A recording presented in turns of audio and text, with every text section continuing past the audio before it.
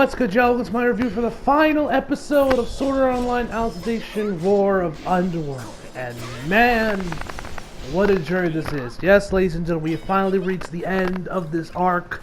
2 years of this arc, and we're finally reaching the end point. Now, we still got one more arc, and they even mentioned this at the end of the episode, so they kind of confirmed Season 4, but not at the same time, because we didn't get like, oh, Season 4 coming, here's the year. But instead, we actually have gone. I'm surprised it actually wasn't, because I saw some of these posters this morning when I woke up after the episode dropped, and I thought that this was going to, they were going to probably play like a little trailer or something at the end. But alas, they did not. They just said, oh, Kirito will return. And then, like I said this morning, I saw posters for Progressive in an anime adaptation, and I was like, sick, awesome, cool. And then I was kind of hoping that we'd see like a trailer or something at the end of the episode, which we did not. Kind of surprising. But yeah, man. So look, before we jump right into the episode, let me quickly discuss Progressive and its new anime adaptation before we jump right into the episode. And we kind of go off, we ride off into the sunset until Progressive starts here, because y'all know I'm going to be reviewing that shit. I mean, for God's sakes, it's Asuna in the leading role. I mean, come on. So first off, let me talk about that one real quick. And for you guys that do not know, SEO Progressive is actually the items that are told from Asuna's perspective. Each one of the light novels, I think it was like 2 floors each for each volume, and there's like a total of 6. So obviously Reki didn't go through all 100 floors or whatever, which, you know, it is what it is. I don't know how the anime's gonna take this, if they are going to adapt, you know, those 100, if they're gonna like add additional shit, or they're just gonna adapt the light novels. But I have not read the light novel series, but I have read and owned the first 2 manga volumes of this series. Once I first heard about it, I wanted it, and first, a funny story. If you guys go back at my channel, you'll probably find 2 Loot anime on bottom. This is back when Loot Crate, so it's kind of like the thing. Still kind of. This was like, I think when Loot anime first became a thing. This is when they were partnered with Crunchyroll, I believe. And I saw you could get like, you know, and like, I think, and one of them was like you can get the first manga volume STO Progressive, or STO Progressive was in there. So instantly I bought it, and you know, I ran there, and I got the manga, which actually has this nice little like hollow, like reflective cover on it. Looks fucking sick. And then later on, I got the second volume. I still have yet to read the other, like, 3, I think it was like 4 or 5 volumes that are left. I want to read the rest of them. I might just wait until the anime comes out at this point, or I might just rush in and get the manga volumes, and then just read them, and just, marvel at Asuna's greatness. Because you guys know that with this being Asuna taking the leading role, and this is you guys know that my As, that you will see double, nay, triple the amount of Asuna sipping posts when this anime drops. Oh, don't worry, you'll see it, ladies and gentlemen. And with that being said, you guys might see me talk about like some things that might get cut and some other stuff in there, and I might be able to like dissect the OP like, oh, I know this is. So you never know. I might read the rest of the series. I might just hold off and just, you know, watch the anime and go from there. But now I know there's actually like a sequel series or whatever, at least for the mangas. I forget what it's called, but there's like 2 volumes up on it that you can pre-order right now. I think one of them is already out, and then a second one for pre-order that are going to be dropping in like October or whatever on Right Stuff, because I checked it, because I wanted to see how many manga volumes there were for the series, and that's why I found it. So yeah, that's kind of interesting. So yeah, obviously I'm excited for Progressive. I can't wait to see it. You know, my girl Asuna's in the leading role, so that should be high, but it's going to be nice to see Aincrad again. You know, just from Asuna's perspective. I'm curious what they're going to do with that. Will we finally see her brother? Probably not, but, you know, because guys did not know, actually, this was something that was cut from the light novels, because Asuna wasn't actually supposed to go into SAO. It was actually going to be her brother, but also was kind of curious about the game, so she asked him for a brother, so she asked him if she could, like, use his nerve gear while he was at school or something, and he said, sure, and that's how she got stuck in there. Nice little fun fact for you guys that didn't know that, for you guys like me who have not read the novels, light novels, although one day I do want to read the light novels for the main series. Anyway, with all that being said, let's just jump right into this episode, because this episode was fantastic. So we start this episode off, we got Kirito talking to Rinko.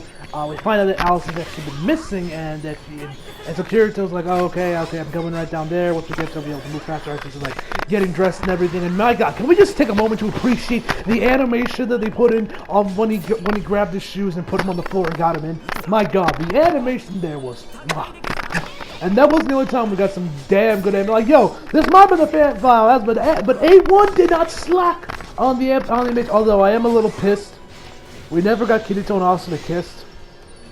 Kind of salty about that one, but we got a Progressive announcement, so I'll take it. Still still a bit salty that they didn't kiss though. Like, come on now, A1, the fuck. Like, come on, man. Why?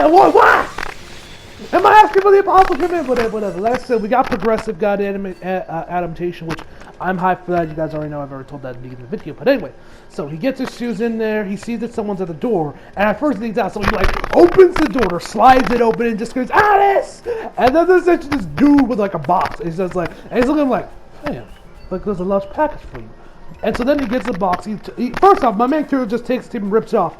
First off, ain't no damn box right you get from a package where the tape comes off that easily. Motherfucker, you need a goddamn box cut. A1, like, okay, I'm sorry, A1, I let a lot of your shit slide, but I can't let this slide. This is too unrealistic. Come on, man. Why didn't he get a box cut? But anyway, regardless of such, after he opens the tape, he looks inside there, and at first you're wondering what Gordon kind of, you don't get a look at it. But at first, I thought it was like, yo, is that Alice? Like naked? And then she starts to move around. We found that is indeed Alice naked in a box.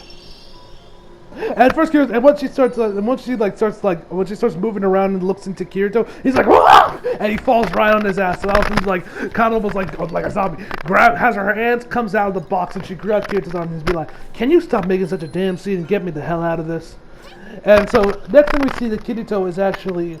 But one thing I gotta say that I still kind of wish we still got, but we did end up getting a little bit of this episode, is and I mentioned this in my review of last week, so that the only real problem I had with that episode was the fact that we didn't know how Alice's human form works. Like, is it a robot, or is it something else?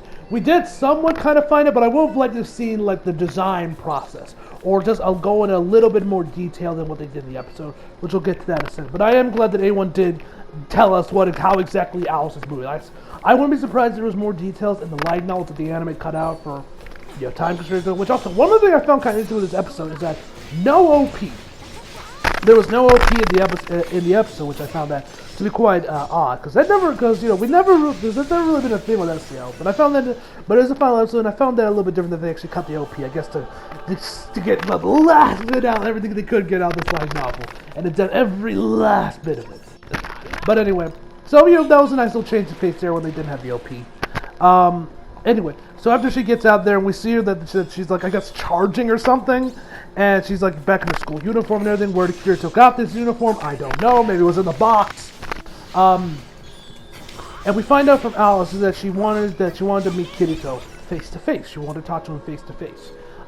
In their real bodies, or real bodies. So then she kind of says, Kirito, I'm angry at you. And then she kind of starts to go off about him going up, him fighting Gabriel alone. That if I knew why didn't you tell me this could be our final, farewell. What the hell? Why didn't you do this? I'm an integrity knight meant to fight. This, that, and the third. She's kind of pissed off that Kirito could have died there. Even though he wouldn't really have died, because, you probably would have gotten booted out of the thing or whatever. But anyway. So Kirito then kind of after she starts lightly punching him. Well, we also find out that from here is that we find out that she says that, oh, no, not here. It's a little bit later. So I'm getting my things all mixed up. So Kirito then embraces her, and then he says that, because she asked him, what is Alice's authority to you? And Kirito says that she is hope, his hope for the future of living the world. So obviously, we know that was similar to what Kaiba wanted, which I'm very curious on how season 4 is going to happen. What's going to happen there with Kirito and Kaiba, because we don't know what exactly happened to Kaiba, and they kind of leave us a little bit of a cliffhanger, kind of what his role could end up being. So I wouldn't be surprised if for the final arc, which is the next arc whenever season 4 comes out, Kaiba's probably have a much bigger involvement into that arc, and who knows, we might even see the return of Heathcliff, and Kirito and Heathcliff might have a team up. I don't know if that's going to happen. Light Novel Readers, keep your fucking mouth shut. I don't want to know, but that would be pretty cool if that was indeed the case. So anyway, afterwards, so after she kind of breaks them, Alice tends to and she's like, the future of what? And she's like, after the endless loneliness of being here in the real world, in this, and we find this in this steel, and she says in this, and she mentions how she's in this steel element body. So we know that she actually it is a robot, probably similar to the one robot that we saw earlier on with Wrath. So I'm assuming she's like a T-800, where it's like a cybernetic ectoskeleton with skin thrown on it. I'm assuming that's how it works. But I'm assuming it works similar to a T-100. I would have liked they went a little bit more in detail, like how they build her and all that other shit. But hey, I'll take it. So anyway, afterwards, after they kind of have their little thing and they kind of made up or whatever, Kirito says that he's going to suggest that we should call Rinko and tell her everything is good. And she's like, yeah, sure.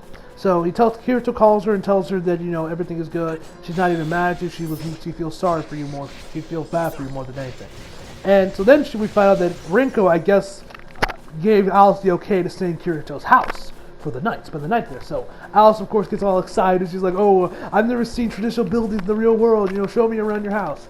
And Kirito's like, okay, sure, but I mean, this is the family house, so there's not really much to show. But then he realizes, like, oh, but I got something I want to show you. So they go outside, and they actually go inside that dojo, the one that we saw Sugu training at I believe season 1. I think a couple extra times as well. So they get in there. Kirito bows before he walks in there. So then Alice walks in there, and she starts looking around. She's like, wait, is this a training hall? And he says, yeah. Although here we call them dojos. Dojos.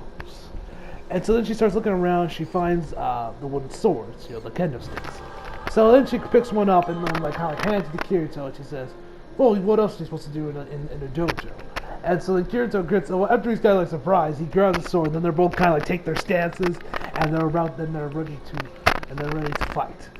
So first off, I was getting a little pumped up for this, because I'm like, oh shit, we're going to see this cool badass fight between Kirito and Alice. And Alice, after she has her stance up, she says, this brings back memories of when I whooped your ass in the garden of the cathedral the 84. It's like, ha ha ha. Well, that won't happen again. So then after he moves his foot, stomps on the ground, the will break the floor with the sound effect of getting off. But they kind of charge each other. They clash their swords. They clash their swords, and then they instantly break. And then we have an unfortunate meeting of the minds between Kirito and Alice. So I was kind of hoping we would get a cooler fight, but yeah. And man, did that happen. And man, did that head would have to hurt for Kirito. Because remember, Alice, that's a steel exoskeleton or whatever under that skin. So that could not have been pleasant. So afterwards, after they have met on, and Alice is kind of looking top of her, and she mentioned that she has won the fight with a special move called the steel headbutt. He's like, I've never heard of that move. He's like, yeah, I just made it up. So then Alice says that she kind of leans into him. I don't know why she needs to lean into him and whisper into his ear, but hey, whatever. She mentions that that she's fine now, and that she can live in this world as long as she can carry a sword and be who she is. Whatever that means, I don't know. Maybe that means she will fight in the army, and what this whole program was made in the first place will indeed happen. I don't know. Or maybe she'll just come walking around her armor all the time. I don't know. Regardless of such, Alice is good. And so then afterwards, we then actually get over to the dinner table. We got Kirito, Alice, Sugu, and as well as his foster parents, his uncle and niece. His uncle, who he calls mom, that actually caught me by surprise a bit, because I'm like, wait, I thought Kirito's parents died when he was 10. And then I remember, oh yeah, right, he calls him because, he lives with Sugu, he calls Sugu his little sister, so by association he calls them mom and dad, even though they're technically not. But anyway. So afterwards, so first off, Kirito's dad, I'm just gonna call him dad at this point, is looking at him sternly and everything. He's just staring at him while Kirito's kind of looking down. And you have Sugu telling her the story of Kirito when he was when she beat Kirito in kendo or whatever. So Kirito's dad says, Kozuto, we have a lot to discuss, but before that, I want to hear you say what he said. So Kirito stands up, he apologizes for making everyone worry again, and he asks him and his mom goes oh, it's no big deal. What you did was something really important, right? And you did it. You got it finished. Whenever you work a job, you got to finish it, no matter what. So she's cool with it. And then her dad's like, that might be your mother's take on it, but for me, you have no idea how much stress she was under when you went missing. And so you ask him, Kozuto, what is your duty? And his duty is to be a high school student. He's like, that's right. And then he tells him, so it should be clear on where you should be going, what you should be keeping your focus your efforts on. Getting into college, study and getting to college. And so then he goes on about how his mother told him that you wanted to study abroad in America. So then Kirito bounces again and says that he wants to change his focus, and then he explain. And then he wants to go into an electronic research institution, I think is what he said. and preferably like he said like Toto Academy or some research institution or whatever. And then he says after that he wants to work at RAFT, or he says like the Oceanic Research and Development Institution, I think is what it's called. I don't remember the exact name. So then Alice is kind of like shocked. She like stands up, and then Kirito kind of looks at her and smiles, and she starts smiling. Then she gets all serious for her and says, "Father!" So it was all shocked, and her mom is just like has her hand over her mouth, like, And then he kind of explains how Kirito may be a high school student here, but in the other world, he was the great, that he saved millions, and is the greatest swordsman of them all, and because he fought gallantly against these enemies or whatever. And they're like, yeah, we kind of already know this, I mean. And then Kirito's dad legit calls him Kirito the Black Swordsman. Man, I'm sorry. Now he has made the name the Black Sword is now uncool. And Kirito's face right here, once his dad actually called him by like his like gamer name or whatever you want to call it, by his like nickname or whatever, just was priceless. That would be any of us if we weren't getting those shoes. This show's so relatable sometimes. But yeah, man, that's pretty much about it from this section of the episode. I really love this section, so this was definitely probably the best part of the outside of the ending with the final fight and all that shit. And the one thing I actually liked about this most is that we actually got a good look at Kirito's parents, or foster parents at this point. Because I don't think we've ever seen Kirito's foster parents like at all, at least in the end. Maybe we might have seen them a little bit more in the light novels, but you guys know I don't read them. But I thought it was a nice little change because I don't think we've ever seen Kirito's parents. At the very least, we might have seen a little bit of them back in season 1 aired. That's about it. So it was nice that they actually got some decent screen time in this episode, and they had a nice little conversation and everything. So that was cool to see. And so yeah, like that was cool. So anyway, afterwards we see that Alice actually comes in there and walks in. She kind of like sneaks into Kirito's room, and she starts like shaking him like, "Kirito, wake up, Kirito," and he eventually does. And then once he registers that he has Alice alone in the dark in his room at 3 in the goddamn morning, he's like, ah! He starts to freak out a little bit. He's like, "Alice, what are you doing here? This isn't really appropriate, or should I say?" And then the camera pans down. We find out she's only wearing a shirt, and she like pulls her shirt down. She's like, "Don't look at me!" Which, between you and me, guys, a girl that just wears a t-shirt is really hot. Just saying. Can we please get Austin on this look, please? Please?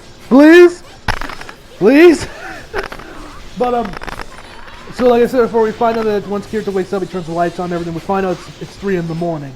And what happens is she got with this email or this message or whatever, and that kind of like that, she wanted Kirito to see. And so in there, she kind of goes on, and then in there, after the guy talked for a moment, she like looks at Kirito's printer under his desk, and a print turns on, prints itself. I don't know how she did that, but it would have. So once she has the thing printed out and everything, she has the paper up to Kirito.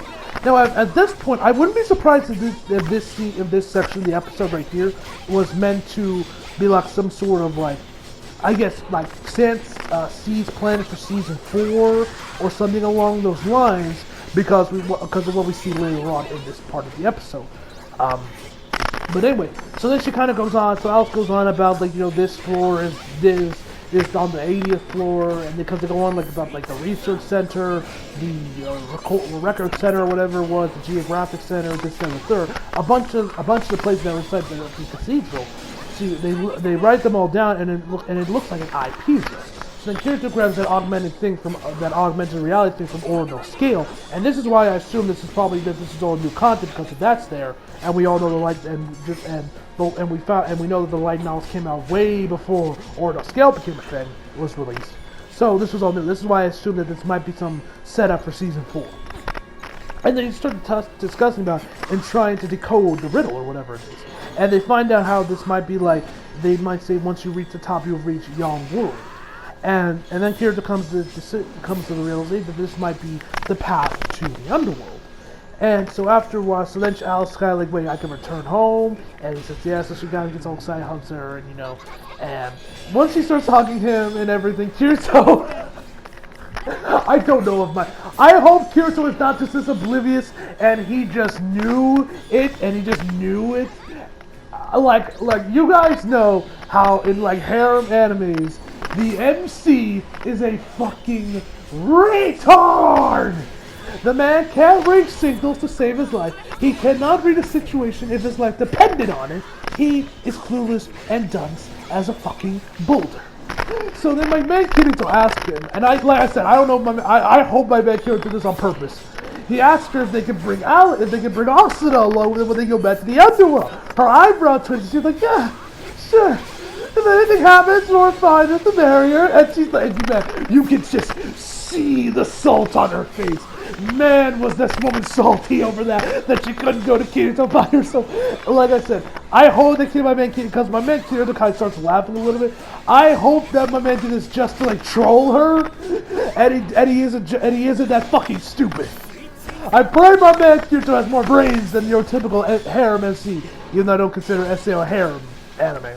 But anyway, regardless of such, I found this to be hilarious. So then they go over to Rinko, and they find, and also we also see Yui a couple times throughout right here in this part of the episode. They go over there, they hand Rinko the IP address, and they ask, and then on his phone he has Yui there, and he asked her if she managed to find anything about that address, and that because of the robust firewall, she couldn't get any deeper than like the rally point or whatever. So then she hooks him into the STLs, and they get inside the Underworld. Well, right before that, Kirito mentioned it's been 200 years, so it's probably been a bit different. And Asuna, which first of all I must say, she looked mighty fine in this episode with the outfit she was wearing. Woo! Lord have mercy. So she's like, oh, but the administrator had it for 300 years. I doubt it's changed that much. Oh boy, how wrong she was. So then they get inside the STLs, and first things first, we find out that they're in outer space first. And so Alice kind of like goes behind her back, and she pulls out those 2 dragon eggs, the ones that Kirito kind of like de-aged or whatever, however he did that. And she like kind of holds them out, and she says, oh world that gave birth to me or whatever, can you hear me? And so then we're just kind of like staring, looking around, wondering for everything to happen. And we also see a tear fall down her eye, and she says, I am here. And then the next thing we see is fucking starships! Yes, starships! This is like Star Trek or some sci-fi movie, piled by Ronnie and Tisei, although for some reason they're going there for names. And like, I think Tisei was by Laura, I think. And we find out that they're now not Integrity Knights, but Integrity Pilots. So they're flying around trying to take out this mythical, like, space monster or whatever. They're trying to beat it, they can't. But then my man Kirito comes standing right in front of this thing, arm crossed and everything, sword landing is blasting. Kirito looking like that. My man just smiled. My man Kirito at this point is all business. So he first unleashes Yujo's Bankai. Then he unleashes his Bankai, sending it flying back. Then Asuna comes in there, like as graceful as the goddess that she is. Drops a fucking meteorite on this guy, pretty much killing him. And then, Alice comes in there and finishes the job. And at this point, Ronnie and Tisei don't really recognize him, but once they see Alice and she pulls out her sword and everything, that's when they start to realize, wait, is that Lady Alice? And then once the whole thing is done, once the whole shebang is done, and you got all the guys kind of like waving at them, that's when they recognize Kirito, and they have all the tears in their eyes. And then right next to my boy Kirito, wants to do a close up on him. We see Yujo waving back out, which that was cool to see. Which props to the record for actually keeping Yujo dead, because I know that I mentioned this throughout the whole. Throughout the earlier parts of Alicization War, pretty much up until the second half, until I really found out that the arc that this was going to be originally going to be the final arc, until Reckoning, like I said, Full Reckoning was convinced to make one more. I thought Yujo was going to come back. I thought Reckoning was going to find some way for him to return, and no, he didn't. He stayed dead. So props to the record, because we know how anime be sometimes with character death. So that was nice to see. Yeah, man, and we end the episode off with the credits playing with the OP playing, and we saw, and as we go down, we see it's a picture of.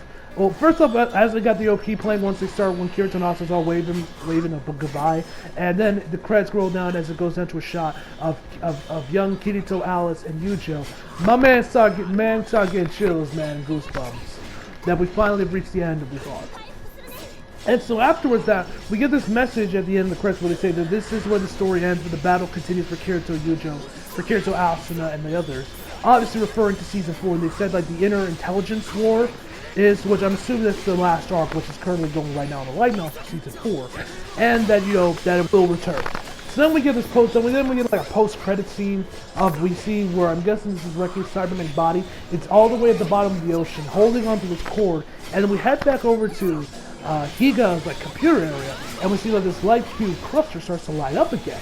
So is that you? So is that fucking Kawahara? Not Kawahara. Fucking Kaiba uploading his consciousness into that light cube cluster, leading into the last arc of season 4? I don't know. And then the end of the episode of Kirito in his full Aincrad outfit, swords and everything, and he kind of looks behind as he looks at the camera before he goes forward, and it says Kirito will return. Obviously meaning season 4 is happening, just not at the moment. Like we know, like I said before, we will be getting Mr. Boba's get a progressive anime adaptation to find pass the time until we get to season 4's announcement.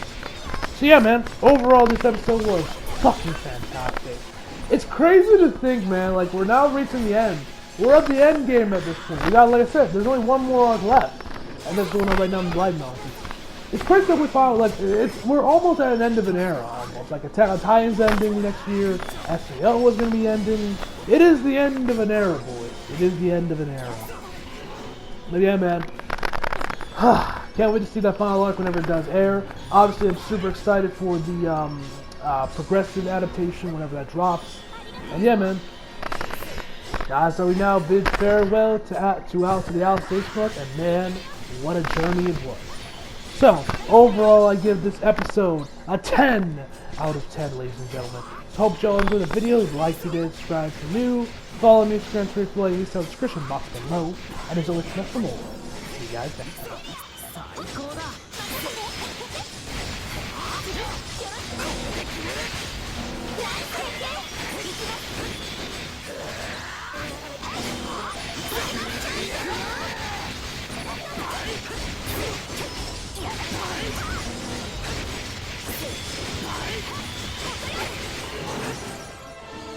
レベルアップいいぞ。うん、わかった。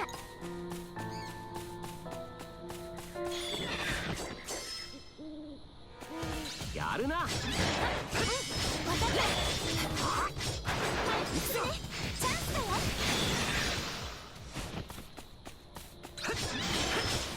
チャンスだよ。やったー。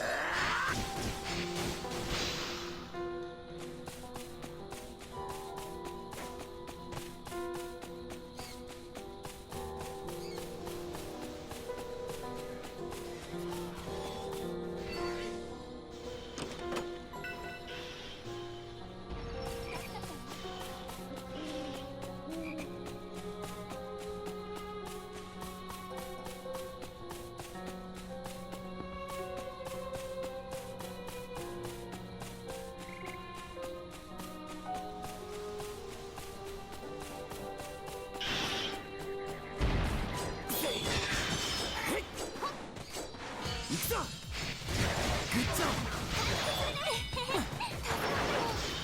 スイッチ行くぞ。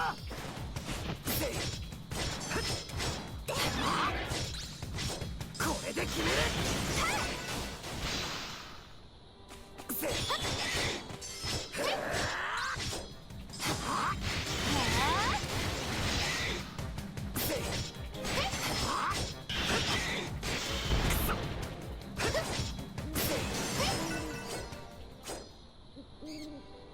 いいぞ。うん、わかった。